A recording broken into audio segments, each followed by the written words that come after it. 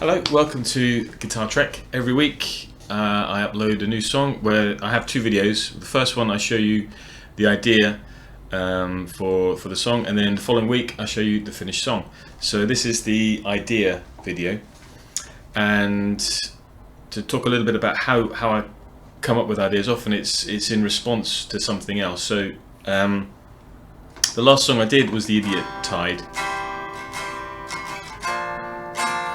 and it used this chord progression, which was C major to B flat major to F major and then back to C.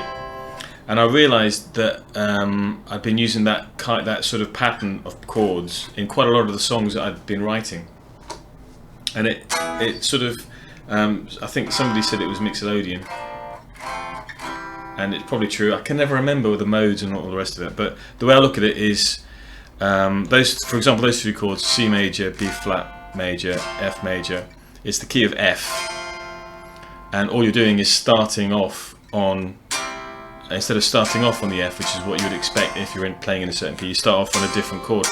So I often just play around with that. You know, you could start off the song with this chord, the B flat major,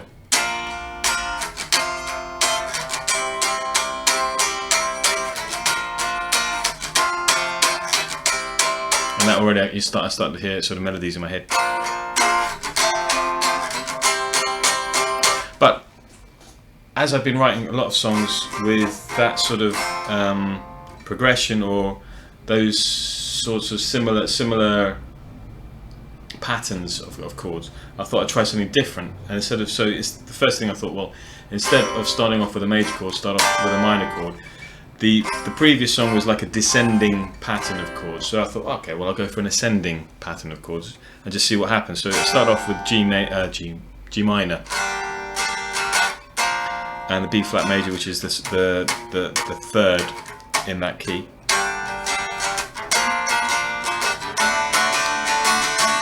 and then the D major sounded really good in that.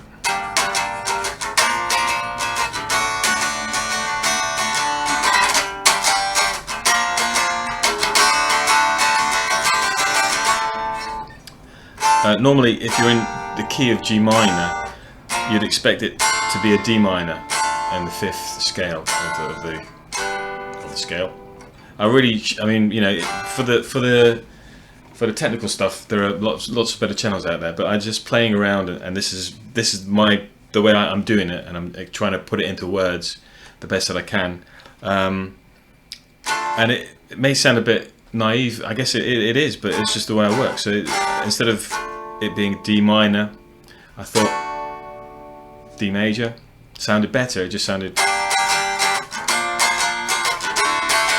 there's something like this sort of, there's a 60s style sound to that progression of chords, and it just immediately came alive. I mean, the whole thing for me about music is that it's not just chords and chords and notes. I mean, it has to be something that jumps out. It literally comes to me. It comes to life. I mean, you can play any series of chords, and they don't have any emotional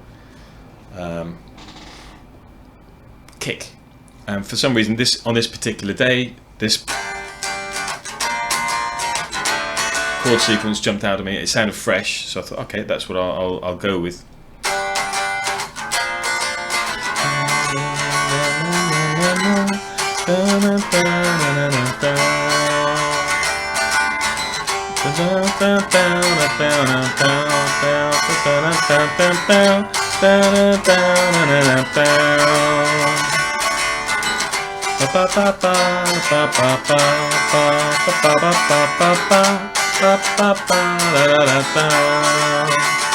So that's more or less the idea I've got for the verse, and yeah, I think the melody sounds sort of like the 60s.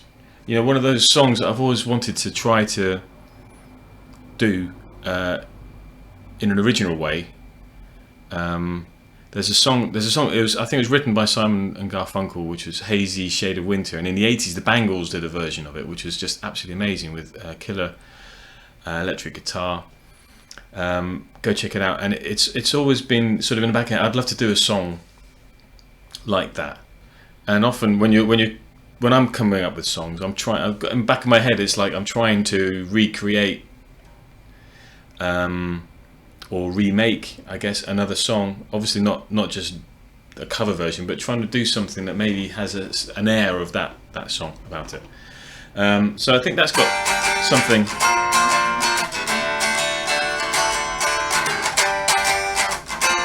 that spirit. And at the moment, I've got a chorus, or I think I've got a chorus, which is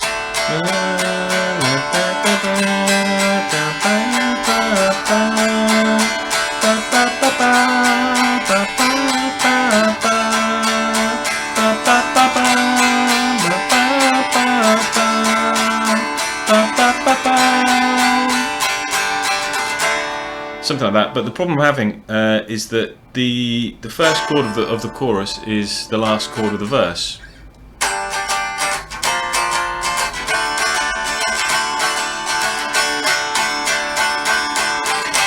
And it just doesn't sound right to stay in that chord without some sort of transition. And that's probably what I'm going to be spending the remaining days before I upload the finished version. So I'm trying to work out a transition from the verse to the chorus that prepares you for the chorus and makes you sort of expect that the chorus is going to hit. And so that's what I'll be working on for the new few days. I've also noticed recently that I'm getting a lot of voice problems. I'm having difficulty singing. In general, singing on tune has always been a problem for me, but particularly the last few days I've been having lots of problems with it. And I don't know if it's a mental thing or other singers get this, where some days everything just seems to be easy, you don't have to think about it, and the notes come out the way you hear them in your head. And other days it's like I've got something in my head, and when I come to sing it, it's just it's like there's no connection. So it's been a weird. I'm doing a lot of speaking as well during the week, and I think it's having an effect on my voice. It's tiring my voice out.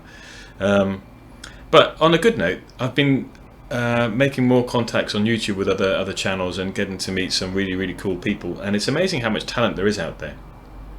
I mean, this is something that I've noticed is the big difference, I think, for younger people now and when I was growing up. I mean, everything was centralized in a way when I was young. If you watched Top of the Pops on a Thursday night and you saw, I don't know, the Smiths or wherever, then the next day in school everyone would be talking about it. They hated it or they loved it, but you all had a sort of common frame of reference. And you knew the groups that you didn't like and you knew the groups you liked, and you sort of knew everything that was happening.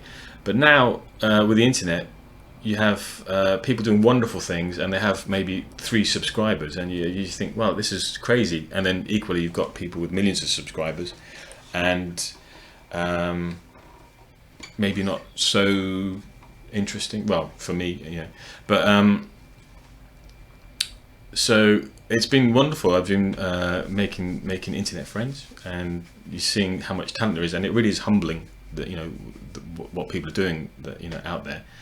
So it's good. I mean, I'm on this sort of song a week thing because for me it's good because I've got hundreds of ideas that I need to finish, and this is a way for me to force myself to finish songs. But obviously I like it when people listen because as much as I enjoy making songs and writing songs, and I do get a joy out of coming up with a new song idea, it's a wonderful experience when somebody listens to your music and likes it. I mean, that's why I think we're all doing this, or most of us are doing it.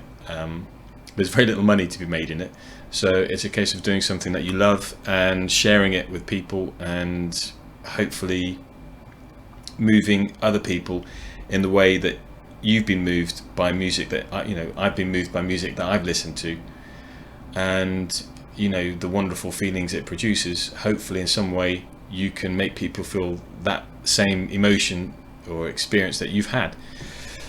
So there you go. I'm getting all philosophical now. So I think it's time to kick it in. So this is the idea.